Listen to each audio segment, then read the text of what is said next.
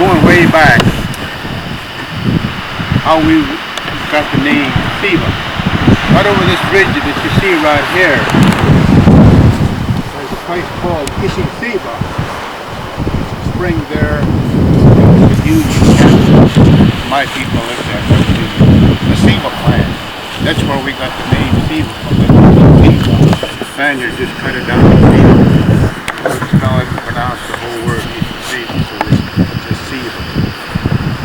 And the trails that he's talking about, he just covered just a few here. There's another one going over that saddle over there way.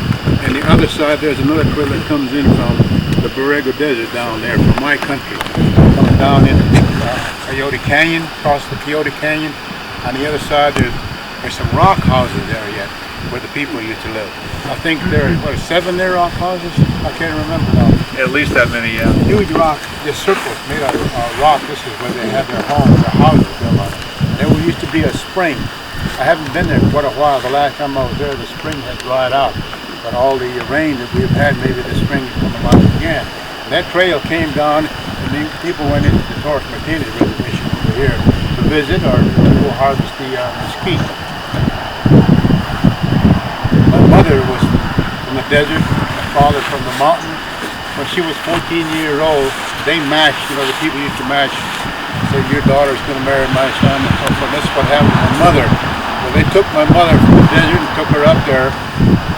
And then the first night my mother was so afraid, she just jumped out the window and walked back from over there, and she walked all the way back down to the Torres Martinez. Next day, my father and them woke up and my mother was gone. She thought she had it. She had won, but they went back and got her again. This time they changed her thing, so she stayed. But I've been in that country on horseback, and it's as a crow flies, I imagine it would be maybe about 30 miles, I think, huh? At least. But walking that up and down, okay, maybe twice as far. And she left up there at night, moonlight night, climbed up the window, took off. I didn't ask at that time because I was too little. I should have asked her, did you have shoes on? Were you barefooted? She was probably barefooted. She walked all the way. And these are the trails that they use, like Dan said, to harvest these different foods that we had growing here. Part of it right now is the agave that we're going to harvest. Back over into my country, there's some other areas where they harvested agave over there. And the pits are still there. You can see where they had burnt, I guess, oak into the best fire to roast these agave. Down further on down, if you took it down to the desert, you could use mesquite. If you want good red hot coals. Another hot coals is the red shank. Okay. Red shank, ribbonwood. You see it all along the road. Don't burn it in your fireplace because it'll ruin the grate. That's how hot that thing is. My mother used to use it when she used to cook with it just a little bit in there with the oak. But just like anything else that we did, we hunted, we harvested, we always had songs which we have forgotten now. I don't know the songs. The thing is yikapat, and they say, we're going to harvest it. Tomorrow we're going to go. Today we'll do this, we'll do that, and then they would do it. They would sing. But we respected everything. The plants, the animal life. Especially the bighorn sheep. They put this here, actually, they used to put salt blocks down there where you could watch the bighorn sheep down there making salt. But the bighorn sheep disappearing. And the people are wondering why. When I was a little kid, I asked my great-great-grandfather, Pete Lucchino, I asked him about this bighorn. He said, these bighorn travel, not the ewes, just the rams. They travel through here. Down into Borrego, then they cut across over there. I don't remember now whether he said on the other side of Salton Sea. You people that are familiar with Salton Sea, just over those mountains there. Then they cut across into those mountains across the way there. They go around Little San Bernardinos, back up into Snow Creek, Whitewater, and they moved around. Rams. That way he didn't have any breeding like we do now. this is what's killing these little breeding, because the rams are not moving. They will not move kind of the freeways and all the people, so they're staying in one spot.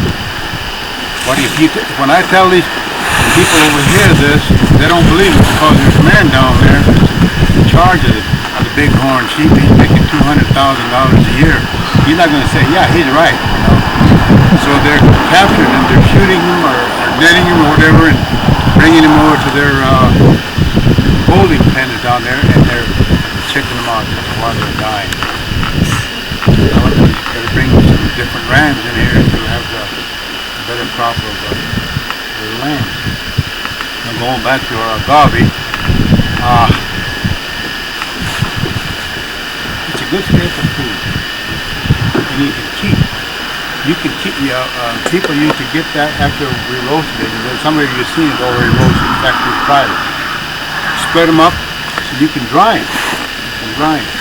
Save them for some of them you've seen are huge greenery things that they made out of willow. Put it in there and dry it, and you can use it in the winter. Everything, even meat, dried meat, you can put in there after you've hung it up and dried it. You put it in there. Izikoku. It says harvest. You used to go down in my country down there. We used to go down into Rio de Janeiro. I used to go down there. We had our cattle. Let's go down there. The old people that were still living there. Kids that used to come. They showed. This is where we roasted the agave. This is what they were saying.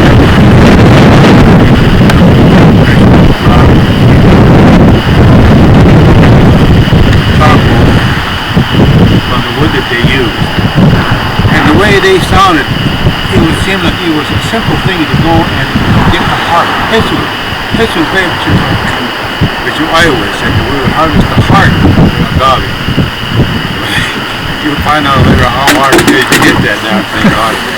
And at that time, they didn't have it we have now. They have an aluminum bar. At that time, they didn't have aluminum, and I've got a rub axe that I'm going to use. Make it a little easier for us out of this weather. I don't want to talk too long. I want to get over and get started. And I have other stories to tell you here. I was going to sing, but I think it's going to unless you want to hear the stories of what we used to do years ago, our people. But the best thing to do is to go there and show you what harvest is about. And the next time, I think it was, what day was it we're going to have the roasting and eating? Next time, that's when you come over and you can eat. The whole clan would move up here. Take over and rent them on to the trade. Well, the clan had an old man in, they didn't like him because he was a grumpy old guy. And he was blind, so they said when they moved, just move out and leave him sitting here. Without telling him. So the next morning, people are gone and the old man is there by himself. He's hollering, hey, Cahuilla, I said, what happened to you? Where are you? No answer. So finally he says, I guess that they're going to leave me here to die. He said, Achim, coming to Achim, on Muka. That's all right, leave me here to die, it's all right. So all of a sudden he heard the quail coming, quail. Most of the people have heard, I hope you've heard the quail. The noises as they feed along, they make, you know. And he heard them coming, and licking and things himself. The quail are coming. Pretty soon, the whale stopped making the noise. And then the old man didn't understand what the quail was saying. The quail sit there. He tried to chill. What is that sitting there? Way of checking the other. Hey, chill, make him a chill. There's something there. Hey, chill, make him a chill. Something sitting there. So they move closer, and first thing the quail, one of them says, chill. They say that it's a human being, it's a man sitting there. Hey, chill, make him a chill. I don't want him to sit by himself. Chopichamnana, we'll ask him. So they went over to the old man, and I said the old man could understand it. They said, Hichimiya Whipma, Akimba, Chia Whipma. I said, why are you here sitting alone? And the old man said, I tell them, you can hang you with one Namkami people on Mukat. He said, what he was saying is, see, my people left me here, they're mad at me, and he said they want me to die, so here I am. So the quail said, what they were saying is, we'll help you, we'll show you which way people went. Chimikiri, he said, follow us. Chiminakman, Chimichiwan, Chimikiri, he said, you can hear us and you can follow us. Achim, Chimichi. He got up and he followed. They were making enough more noise so that he could hear him. And the old man sings a song.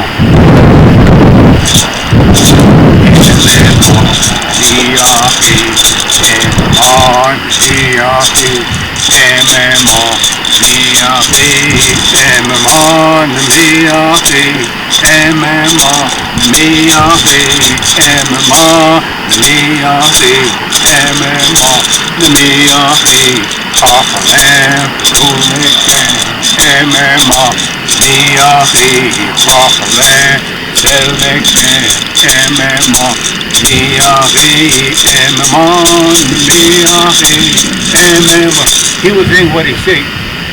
Eminem, he says, I'm with you. I'm going along with you.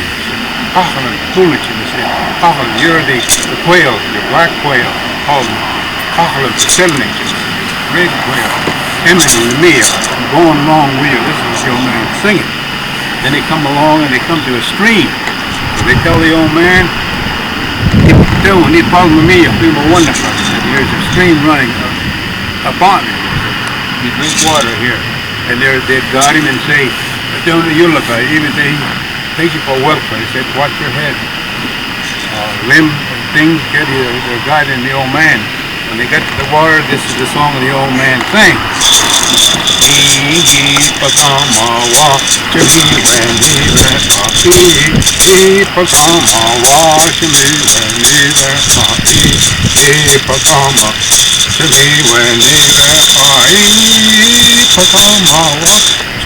What he said is, here we are, standing along the bank of the stream.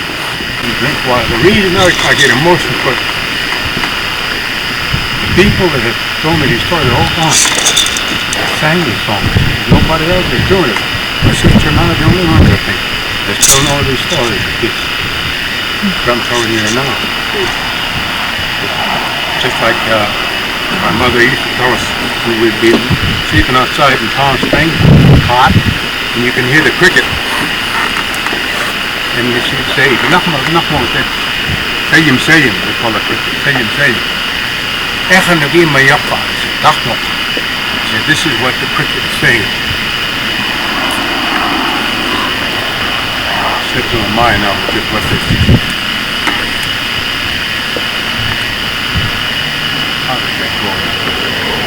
It's been so long and I hardly ever tell it. Once in a great while I'll tell people when I go perform somewhere we sing and they want to know a story, I'll tell them about it, especially when they're kids.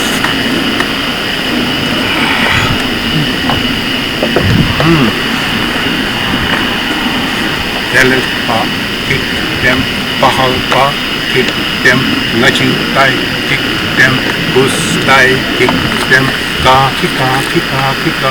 If you listen to this, you listen, if you've heard a cricket saying, this is what he's saying. Sell it, kick them, bahal, kick them, naching, tai, kick them, bus, tai, kick them, ka, kika. So we'd lay there and we'd say this and we'd fall asleep. But what he's saying, sell it, sell it, he said, what do you call that basket weed to make basket of? What do you call that? Deer grass or junkus? Yeah, junk. Sell it, Pahal means the bamboo. They live in the bamboo, California bamboo. Nachutai means the sandy area. Up in the woods, up here. on top there. That's what the Costas got their name. It must be kicking. This is what the song is about. Cocky, because it's just a rhythm that things can go wrong. Are any questions so far? Yes. What happened to the elder in the cradle? Oh yes, I found it. Oh yeah, they were going along and they said, eat them on pole, he said the quail to him. Eat them on pole, he should eat, it's humming. They're ahead there, your people, they can't. We're going to leave you here, and now you can go to. So the old man walks over there, and they see him coming, and they say, hey, look, I thought we left him. Who brought him there? We left him there. We took him, everybody was there, and they brought him. Finally, they said, how did you get here? Oh, he said, I followed your people so I could see where you were going. He can't see, so I could see where you went. Here I am. Man, and you. That's what the old man used to say, that you could tell the story. Okay, that's where I came back. The story ends, that's where I came back too. Ecology of the area, when to collect, how much to collect, so that they're not impacting that particular plant and its availability. It's not collecting and not replenishing. Other people coming in, they see the commercial value, they want to strip the plant and leave nothing for future generations or future users. And it's a balance. And if we take the heart, are we killing the plant, or do they come out? We are killing the plant, but I'll explain why that's not bad. Others to come forward and grow out and mature. Okay. The agave reproduces two ways. Once it goes to flowering, there's seeds there, but they also clone themselves. That's why you see so many of these in such tight clusters around here, is that they're cloning themselves. And so, in taking the plant out for food, you're not diminishing the returns of having other agave coming back in. That they have other methods of reproduction than just the flowering. Now Dan's going to show you how to pull that heart off. I was going to pick out an easier one. But the idea is using the wedge-shaped sticks right here is to somehow get in there and wedge it in and pry these things loose, particularly when they're tightly bound into a cluster of the plants right here. I think that we probably have, like anything else, we have different methods based upon our experiences. In some cases, just a matter of all of us coming out here in the last couple of years and finding some instrument that we like, that we're comfortable with, that's not too heavy, and separating the plant from the earth. I tend to go in toward the base and try and remove leaves lower than this. Once you get them started, think in terms of an artichoke. That you take the leaves from the bottom and start pulling them right off, and they're really easy. It's just like the artichoke. It's the heart of this plant is the primary objective.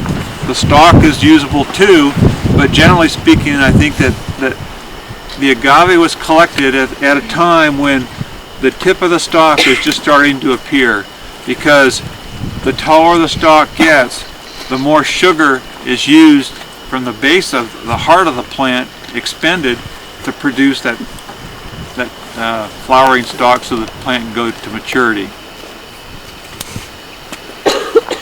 And again, as a reminder, these are very sharp. Have some respect for the plant. Plant's gone. The plant, once it goes to maturity and sends up that stalk and flowers, it dies. This is an individual plant, and these are other individual plants of agave that are part of this cluster. And there are little ones coming down under here too. Right. New ones. And as I said, by removing this, we're really opening up space for these others to less competition because of the space. And I believe that the Cahuilla probably and other Native Americans would do that. They recognize the value of pruning, if you will, to maintain these, because this is their supermarket. Everybody get a taste of, they grow in tight clusters like this because they clone themselves. That's one way of reproduction. a high percentage of sugar. Oh, that's lovely. Yeah, no, this is years past, but this is what it would look like on the top right here. There would be flowers on here, and then these are the seed pods. There's no seeds left. no seeds left. No seeds left. They look like very compressed, compact watermelon seeds that are, well, that would fill each of these cavities right here, or rows.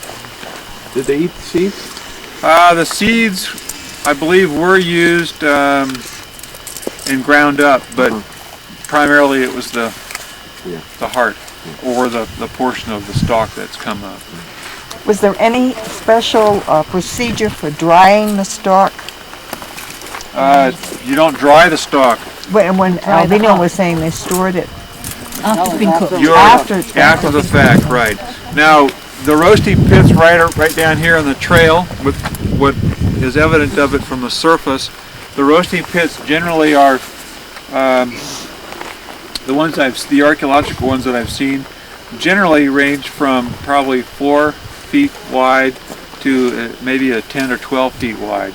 It depends on maybe the geographic location and maybe some preferences in soil types and things. But I have seen some really large ones. They're a couple of feet deep. They were generally lined with stones. The fire was built inside the pit. The agave hearts, after the fire died down, the agave hearts were placed on top of that, and then it was covered over and roasted for several days. And by observation, particularly along the trail here, what I've seen is a number of roasting pits associated, what I believe to be associated with the trail. So that folks coming up to collect other animals or even do a reconnaissance to see when other vegetation might be available.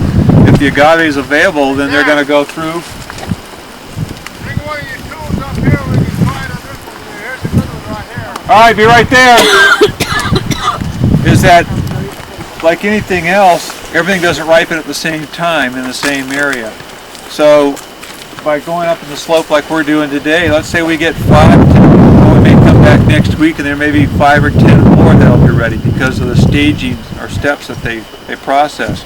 But we're going to take advantage of roasting those, the ones that are here. We're going to dig the pit, we're going to cut them, harvest them, we're going to put them in the pit, and we're going to go on up the trail. We may do that for a couple days.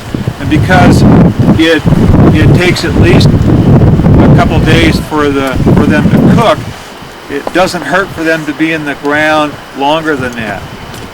So that they come back on their route, going back to the valley, or going the opposite direction, then they come back and harvest what's been prepared, and they're taking that back down to the villages or camps, depending upon the timing. Now, how much of this is going to go into the pit? I mean, all the way to the tip and all the way? No, we're going to whack off We the tip? want to collect the agave before these stalks get very tall. The Right. shorter the better. Right, but I mean, the whole thing is going? At the point that when we do the roasting, for instance, this one right here, we'll cut the stalk down about here and probably cut this length in half and prepare that for roasting in the pit. Otherwise, like an artichoke, these leaves are all removed and it's the heart that we're after, and that is prepared and roasted. Of these leaves is that the 5 leaves is what was used to make carrying nets, sandals, things like that. So it did serve a variety of functions. Some parts were used all year round, and in this case were within the season of when the hearts were available. I've been told, it's my understanding, that these plants take about 7 or 8 years to mature. So it's not like every one of these clumps are all going to come up at one time. Part of their growing pattern.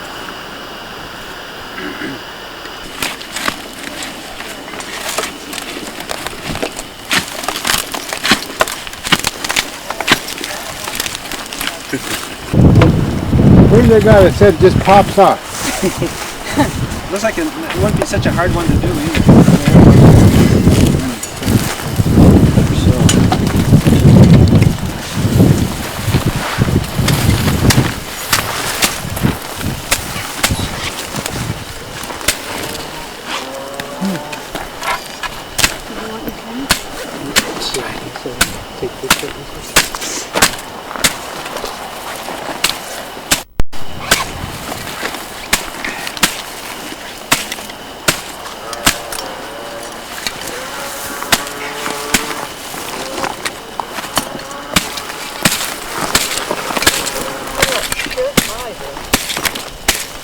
Right here, see? Look in the kitchen. Pretty easy to get out too. It's not that difficult to get it out. Fiber? Yeah. Yeah, I've seen them do it down there in the villages, towns in northern Baja. Okay, see, that working right there, see? I mean a whole, Wi-Fi and Kumiak, both. Kiliwa, too.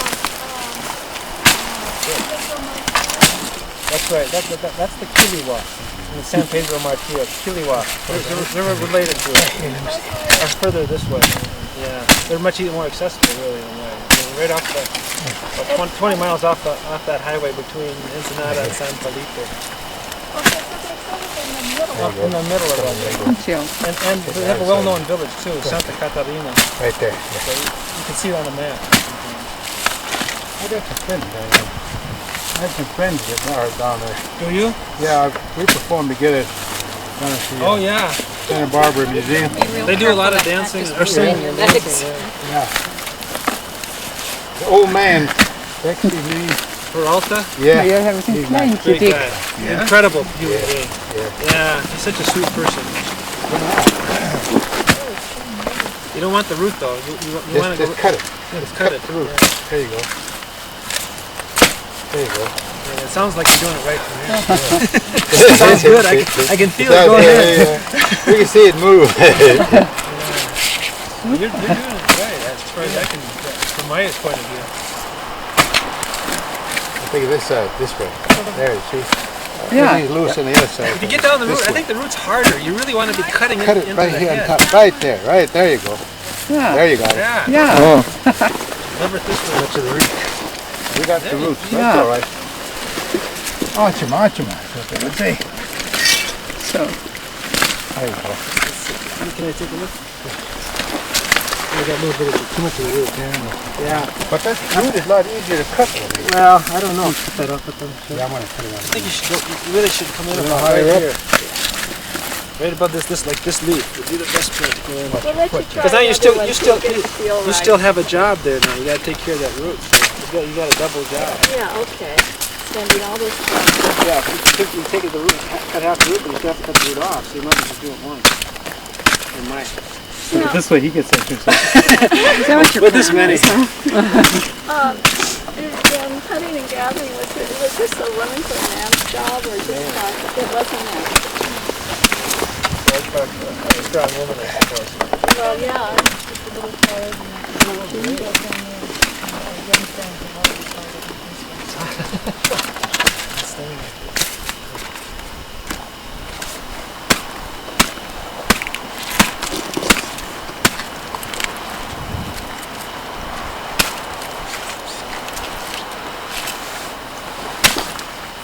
That looks really tasty.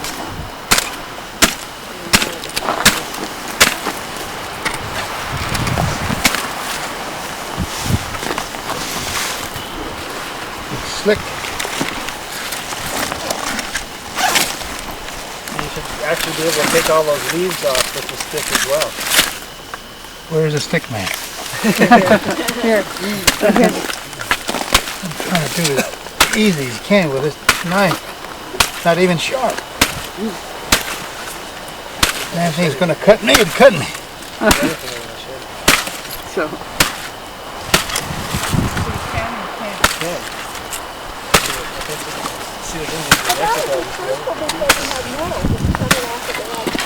Catch it over there where you stick on this side. Canada's a great trade item. Let me turn it over. These don't grow everywhere. They're very select areas. Just along the western edge of the Colorado desert. Yeah, it's about mid-Baja from here. Maybe if you go down further, almost down below that overlook, way down below. Yeah. Then you run into the agave that looks something like the one you're talking about down because it's a little lower down. That's probably, yeah. But it's a little drier down that This way. fellow I've seen down there, over he's there about somewhere. 60 Get years it old, right and he there. could go in there and in maybe 5-10 minutes take one out. You know? There's another one there. How's that look? Is there a good one there? It looks like it's from here, but I don't know. Is it butter?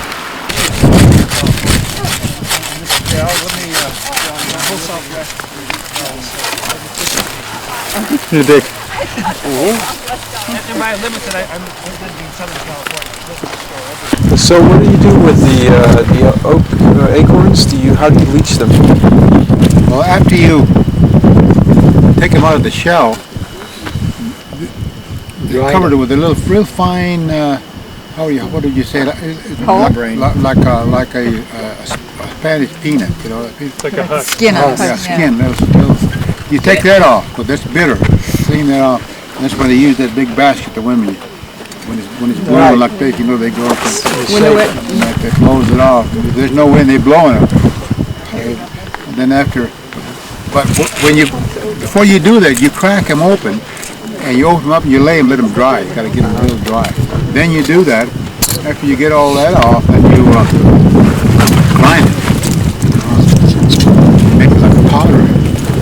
Then my dad had made my mother a rack about this big with a screen on top, and then she would put, years ago when they still used that flour sacks that was made out of cloth, my mother would use that, put it on there and put that powdered acorn on there, and just put a hose in it and just leach it out with the water, change it, and she'd take it.